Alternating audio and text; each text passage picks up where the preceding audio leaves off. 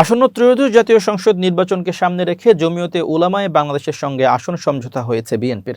এরই অংশ হিসেবে তাদেরকে 4টি আসন ছেড়ে দিচ্ছে বিএনপি। মানে এসব আসনে বিএনপির কোনো প্রার্থী থাকছে না। মঙ্গলবার দুপুরে রাজধানীর গুলশানে বিএনপি চেয়ারপারসনের কার্যালয়ে সংবাদ সম্মেলনে জমিয়তে উলামার সঙ্গে আসন সমঝোতার কথা জানান মির্জা ফখরুল ইসলাম আলমগীর। যেসব আসনে ছাড় দেওয়ার ব্যাপারে সমঝোতা হয়েছে সেগুলোর মধ্যে সিলেট 5 আসনে জমিয়তে উলামায়ে ইসলাম বাংলাদেশের আমির ওবায়দুল্লাহ ফারুক, নীলফামারী 1 এ দলটির মহাসচিব মঞ্জুরুল ইসলাম আফেন্দি, ব্রাহ্মণবাড়িয়া 2 আসনে জোনায়েদ আল হাবিব এবং মনির হোসেন কাসেমি নারায়ণগঞ্জ 4 আসন থেকে প্রার্থী হবেন। ব্রাহ্মণবাড়িয়া 2 সরাইল আশুগঞ্জ আসন থেকেই নির্বাচন করার আগ্রহ আগে জানিয়েছিলেন সাবেক সংসদ সদস্য বিএনপির আন্তর্জাতিক বিষয়ক সহ সম্পাদক রুমিন ফারহানা। দলীয় মনোনয়ন না পেলে স্বতন্ত্র প্রার্থী হওয়ার বিষয়ে সম্প্রতি ইঙ্গিত দেন তিনি। অন্যদিকে আসন্ন ত্রয়োদশ জাতীয় সংসদ নির্বাচনে বহুল আলোচিত ব্রাহ্মণবাড়িয়া 2 আসন থেকে দলীয় মনোনয়ন পায়নি বিএনপির কেন্দ্রীয় নির্বাহী কমিটির সহ আন্তর্জাতিক বিষয়ক সম্পাদক ও সাবেক সংসদ সদস্য ব্যারিস্টার রুমিন ফারহানা।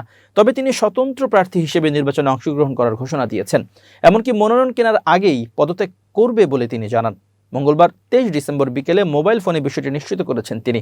রুমিন ফারহানা বলেন, ব্রাহ্মণবাড়িয়া 2 আসন থেকে আমি নির্বাচন করব। রুমিন ফারহানা বলেন, এত বড় দল, তাদের ভালো মন্দ দেখতে হয়। যেহেতু জমিয়তে উলামায়ের সঙ্গে তারা জোট করেছে, আসন না দিলে কেমন করে জোট হবে?